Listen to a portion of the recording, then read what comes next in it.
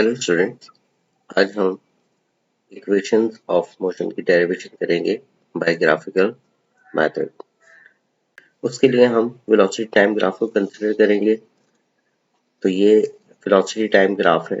इस velocity time graph में ए से बी तक ये ग्राफ है, एक स्ट्रेट लाइन जो इस बात को शो कर रहा है कि एक्सेलरेशन इज कांस्टेंट। तो ओरिजिन से ए तक जो वेलोसिटी है उसे हमने इनिशियल वेलोसिटी u कहा है। क्योंकि ये ग्राफ ओरिजिन से स्टार्ट नहीं हो रहा बल्कि ए पॉइंट से ये ग्राफ स्टार्ट हो रहा है, लिहाजा ए पॉइंट के ऊपर ऑब्जेक्ट की कोई ना कोई वेलोसिटी होगी। अगर ये ओरिजिन से स्टार्ट होता तो ऑब्जेक्ट की वेलोसिटी को हम जीरो कंसीडर करते। लेट्स सपोज ऑब्जेक्ट की इनिशियल वेलोसिटी u है और जब वो बी पॉइंट पर पहुंचता है तो उसकी फाइनल वेलोसिटी v हो जाती है। बी पॉइंट से एक परपेंडिकुलर हम एक्स एक्सिस के ऊपर ड्रॉ कर रहे हैं जिसे हम BC कहेंगे। ये BC जो है फाइनल वेलोसिटी को रिप्रेजेंट कर रहा है और इसी तरह से हम एक परपेंडिकुलर ड्रॉ करेंगे y एक्सिस के ऊपर जहाँ पे हमें E पॉइंट मिलेगा। तो E से लेकर B तक की जो वैल्यू है वो O से लेकर C तक की वैल्यू के बराबर है, जो कि टोटल टाइम है जिस टाइम के अंदर ऑब्जेक्ट की वेलोसिटी u से v होगी। A से D तक हम पैरेलल एक लाइन हॉरिजॉन्टल एक्सिस के पैरेलल एक लाइन ड्रॉ करेंगे। This AD is equal to OC. Following details are obtained from the graph below.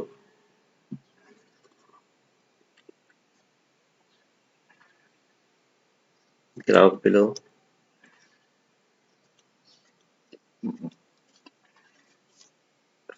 Initial velocity u जो कि हम डिस्कस कर चुके हैं वो किसके बराबर है, OA के बराबर है। Final velocity of the body is v which is equals to BC. From the graph we know that BC is equals to BD plus DC. अगर हम यहाँ पर देखें तो ये जो फाइनल वेलोसिटी है BC ये किसके इक्वल है, BD प्लस DC के इक्वल है। Therefore V is equal to BC and BD plus DC हो जाएगा। हम जानते हैं कि DC is equals to OA। OA और DC ये दोनों इक्वल हैं, लिहाजा finally we can write as V is equals to BD plus U। इस DC की जगह पर हमने OA लिख दिया और OA किसके इक्वल है, U के इक्वल है। तो हमारे पास इक्वेशन 1 बन जाएगी V is equals to BD plus U। Now since the slope of the velocity time graph is equal to the acceleration, हमें पता है कि velocity time ग्राफ का जो स्लोप होता है वो एक्सेलरेशन के इक्वल होता है, लिहाजा acceleration is equal to slope of the line AB। AB का स्लोप A के इक्वल होगा। स्लोप बराबर होता है change in y over change in x। तो अगर हम देखें तो y के अंदर क्या चेंज आ रहा है, y के अंदर चेंज आ रहा है pt, y के अंदर चेंज आ रहा है pt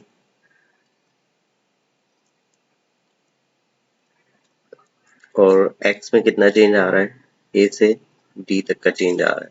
तो हम लिखेंगे ad। तो एक्सेलरेशन इक्वल हो गया bd डिवाइडेड बाय ad। लेकिन हमें ये पता है कि ad किसके इक्वल है, oc के इक्वल है। तो ad की जगह पे हम oc लिख सकते हैं क्योंकि oc और ac दोनों टाइम इक्वल हैं।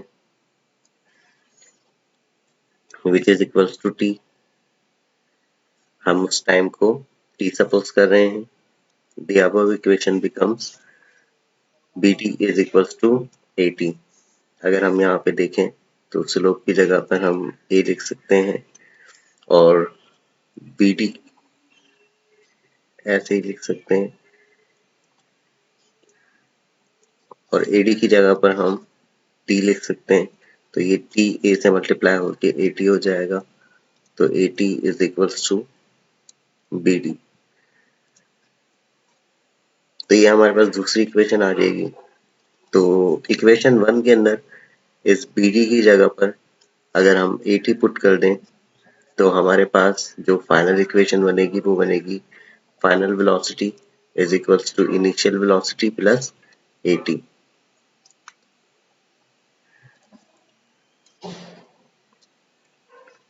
तो स्टूडेंट्स ये first equation of motion drive हो गई है।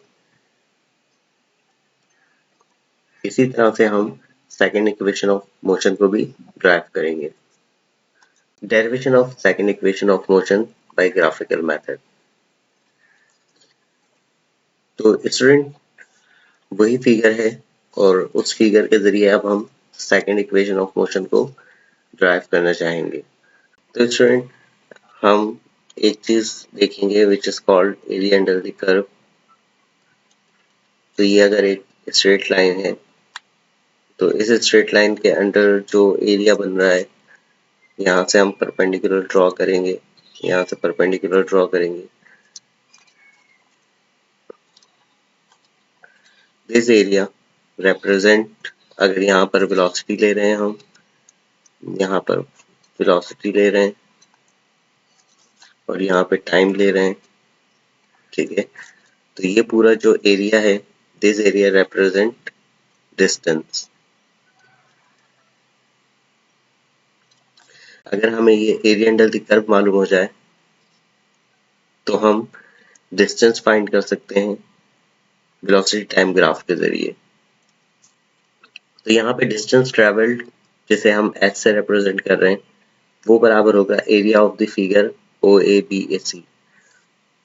ओ ए बी और सी, ये ए है, ये ओ है, ये बी है और ये सी पॉइंट। तो हमें इस फिगर की ओ ए बी सी की एरिया अगर पता चल जाए तो हम ये बता सकते हैं ए पॉइंट से बी पॉइंट तक उसकी वेलोसिटी का जो चेंज आया है उस दौरान उसने कितना डिस्टेंस कवर किया है। तो हम इसको दो हिस्सों में डिवाइड कर रहे हैं। गौर से देखें तो यहाँ से एक जो लाइन हमने ड्रॉ की है उस लाइन की वजह से ये फिगर जो है वो दो हिस्सों में डिवाइड हो गई है। एक राइट एंगल ट्रायंगल बन रही है और दूसरी रेक्टेंगल बन रही है। तो इसलिए हमने, अगर हम इस राइट एंगल ट्रायंगल का एरिया कैलकुलेट करें और इस रेक्टेंगल का एरिया कैलकुलेट करें और इन दोनों एरियाज को ऐड कर दें तो हमें डिस्टेंस पता चल जाएगा, total distance.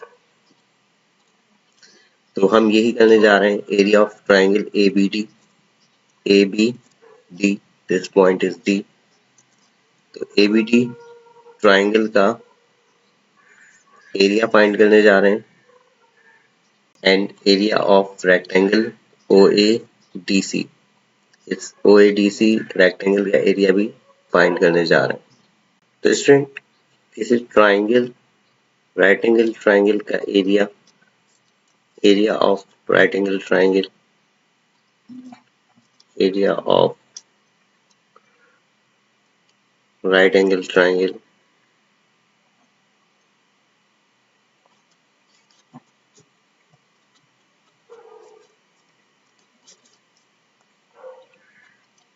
triangle half into base into height।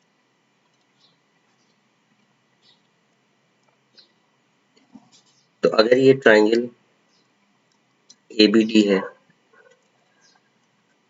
तो इस ट्राइंगल के अंदर बेस जो है वो AD है और हाइट जो है वो BD है। तो हम इस ट्राइंगल को लिख सकते हैं, इस ट्राइंगल के एरिया को लिख सकते हैं half AD into BD।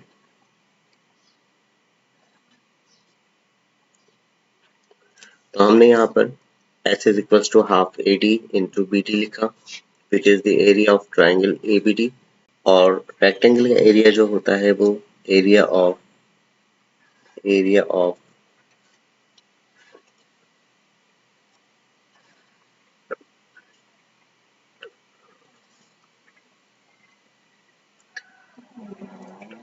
rectangle is equals to length multiplied by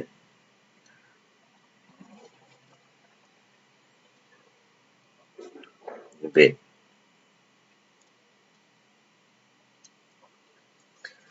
तो अगर हम इस रेक्टेंगल की बात करें, यानी रेक्टेंगल OADC,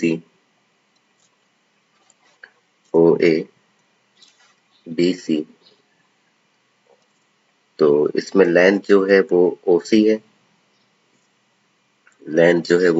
है, और विड्थ जो है वो OA है। ठीक है, तो इस तरह से हम एरिया ऑफ ट्राइंगल लिख लेंगे और एरिया ऑफ रेक्टेंगल भी लिख लेंगे।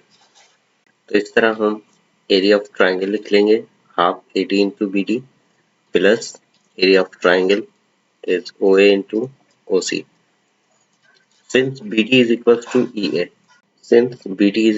EA, the above equation becomes, अगर हम यहाँ देखें तो EA BD के इक्वल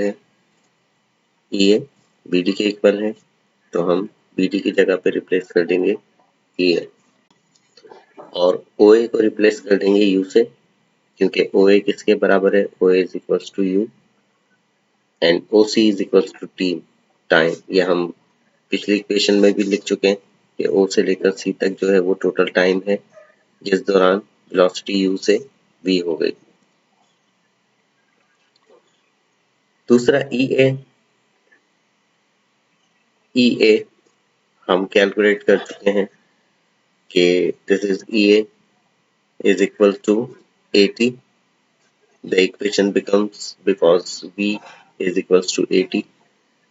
80 किसके इक्वल होता है, velocity.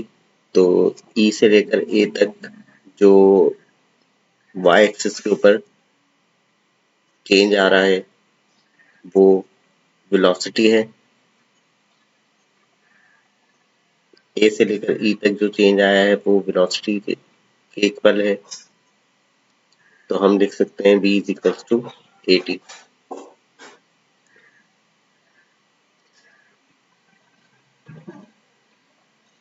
where EA represent the velocity V।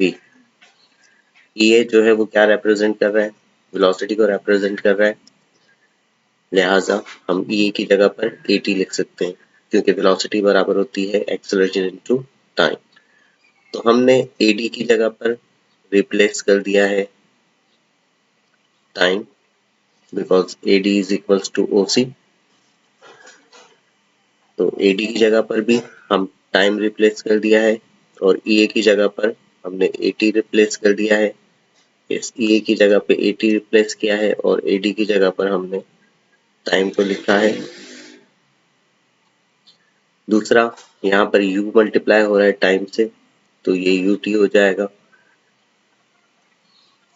Bye rearranging the equation becomes, अगर हम इस इक्वेशन को रीअरेंज करें तो T से मल्टीप्लाई होकर T स्क्वायर बन जाएगा हाफ A T स्क्वायर, हमने बाद में लिख लिया और UT को पहले लिख लिया।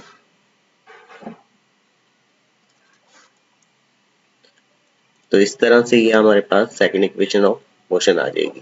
तो इस तरह से हम ग्राफिकल मेथड के जरिए सेकंड इक्वेशन ऑफ मोशन भी ड्राइव कर सकते हैं। इसके बाद हम ड्राइव करेंगे थर्ड इक्वेशन ऑफ मोशन।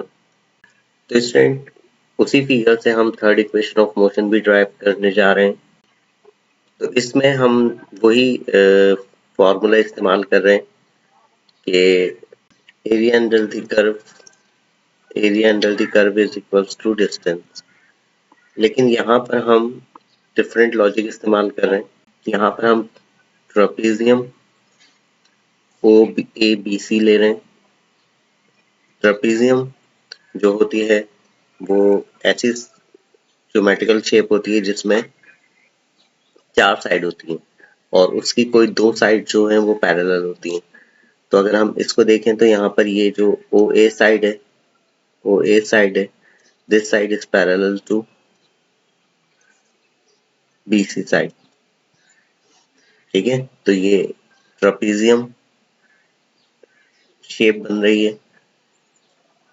तो अगर हम इस ट्रेपेजियम का एरिया फाइंड कर लें तो वो बराबर होगा डिस्टेंस के। तो area of trapezium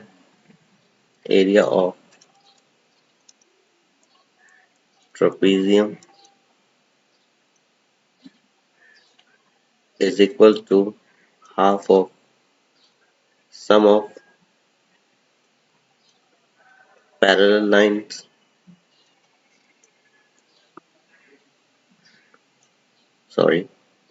parallel sides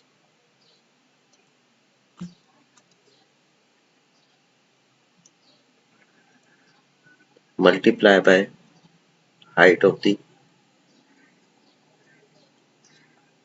geometrical shape यानी height of the trapezium। तो अगर हम देखें तो ये जो है ये साइड हाइट नहीं हो सकती। ये 2 पैरेलल साइड हो गई OA एंड BC और ये OC जो है ये हाइट का काम कर रही है यहाँ पर इस शेप के अंदर ट्रेपेजियम में। तो हम यहाँ पे लिखेंगे OA प्लस CB, O से लेकर A ये पैरेलल साइड है और B से लेकर C या C से लेकर B तक ये दूसरी पैरेलल साइड है इन दोनों का सम। और हाइट क्या है, O से लेकर C तक इसकी हाइट है। तो हम जानते हैं कि since OA is equals to U, O से लेकर A तक जो है वो U है, इनिशियल वेलोसिटी है, और C से B तक फाइनल वेलोसिटी है which is B, and O से लेकर C तक हम जान चुके हैं कि ये O से लेकर C तक जो है वो टोटल टाइम है। तो ये सारी वैल्यूज अगर हम ऊपर वाली इक्वेशन में सब्स्टिट्यूट कर दें, the above equation becomes half U plus V into time. ठीक है, since T is equal to V minus U divided by A, हम जानते हैं कि एक्सेलरेशन जो होता है वो change in velocity over time होता है। तो यहाँ वेलोसिटी का चेंज अगर हम final velocity minus initial velocity divided by total time कितना लगा वो हमारे पास t है, तो हम इस तरह से लिख सकते हैं और t को इधर भेज दें तो t बराबर हो जाएगा velocity minus initial velocity, final velocity minus initial velocity over acceleration. तो इस इक्वेशन 2 के अंदर इसको हम इक्वेशन 2 कह देते हैं, इसको इक्वेशन 1 कह देते हैं। तो इस इक्वेशन 2 के अंदर हम ये t की वैल्यू सब्स्टिट्यूट कर दें तो हमारे पास इक्वेशन 2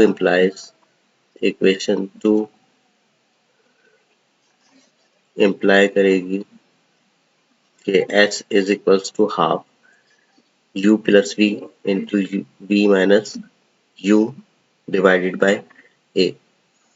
मैथमेटिक्स का एक फॉर्मूला होता है a minus b into a plus b is equals to a square minus b square.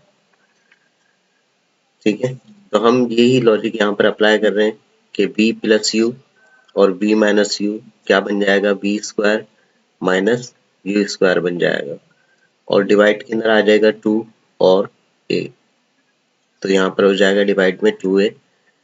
इस 2a को हम लेफ्ट साइड पे मल्टीप्लाई कर दें, दिस इम्प्लाइज कि अगर हम इसे लेफ्ट साइड पे मल्टीप्लाई कर दें तो ये बन जाएगा 2as is equals to v square minus u square, और इस माइनस यू स्क्वायर को हम लेफ्ट साइड पे ले जाएं तो ये क्या बन जाएगा, v square is equals to u square plus 2as। तो स्टूडेंट इस तरह से हमने ग्राफिकल मेथड के जरिए थर्ड इक्वेशन ऑफ मोशन को भी ड्राइव कर लिया।